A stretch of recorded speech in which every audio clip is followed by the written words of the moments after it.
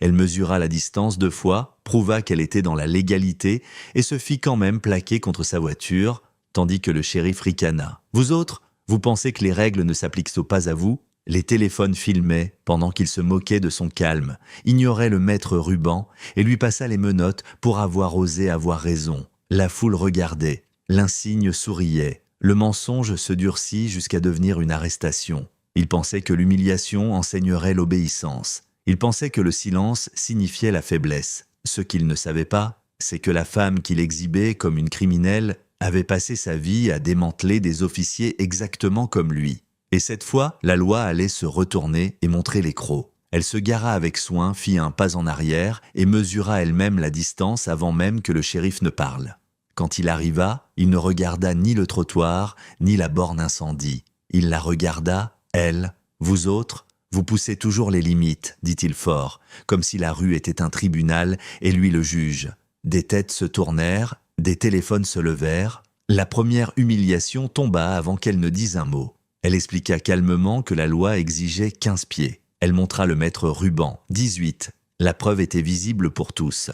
Le shérif la balaya d'un revers de main. « Je n'ai pas besoin de chiffres pour savoir qu'il y a une infraction, ricana-t-il. Je reconnais le manque de respect quand je le vois. » Des rires ondulèrent sur le trottoir. La vérité gisait sur l'asphalte, ignorée, c'était la deuxième humiliation. Avoir raison et être puni pour cela.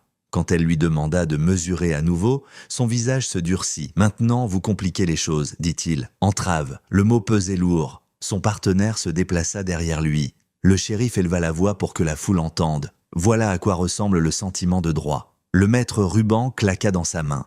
La troisième humiliation arriva, plus tranchante que les autres. Être présentée comme une menace pour être restée calme. Elle tendit la main vers son téléphone, lentement, annonçant chaque mouvement. Il s'approcha quand même. Main derrière le dos, ordonna-t-il. « Vous voulez discuter? Vous le ferez dans une cellule. » Les menottes claquèrent, la foule haleta. Quelqu'un murmura qu'elle aurait dû simplement s'excuser. Quelqu'un d'autre dit qu'elle avait de la chance que ce ne soit pas pire. Le silence l'accompagna alors qu'on la conduisait à la voiture, accusée de quelque chose qu'elle avait réfuté sous les yeux de tous.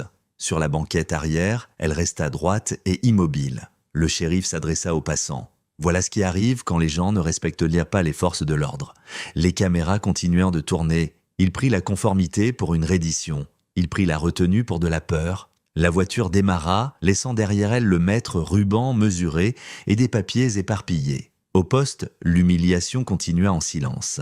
Les formulaires énuméraient des chefs d'accusation qui tordèrent le langage jusqu'à mentir. La caution fut fixée assez haut pour faire mal. Les demandes de considération élémentaire furent refusées. Avec un haussement d'épaules, « Ce n'est pas un hôtel, dit le shérif souriant sans chaleur. Il voulait que la nuit lui enseigne quelque chose. Il voulait qu'elle cède. Elle ne céda pas. Elle attendit. Elle observa. Elle se souvint de chaque mot. Quelque part, au-delà de ces murs, la vidéo se répandit. Les spectateurs s'arrêtèrent sur le maître ruban. Les commentateurs rejouèrent l'instant où il dit « vous autres ». Le shérif parcourut les messages sur son téléphone et les balaya. Il portait un insigne depuis des décennies. Il lui faisait plus confiance qu'à la vérité. Au matin, le poste avait changé d'atmosphère. Les téléphones sonnaient sans réponse. Un adjoint ramassa les documents éparpillés de son dossier d'admission et s'arrêta net.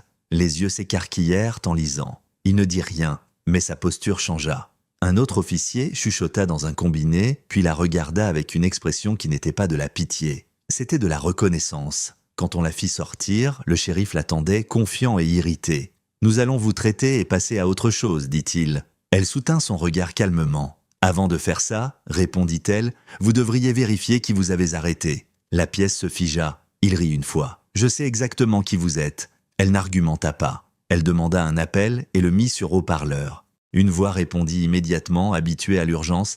Elle donna son emplacement, son nom et une phrase de contexte. À l'autre bout du fil, le silence s'alourdit. Puis la voix dit « Documentez tout ». Elle mit fin à l'appel et rangea le téléphone.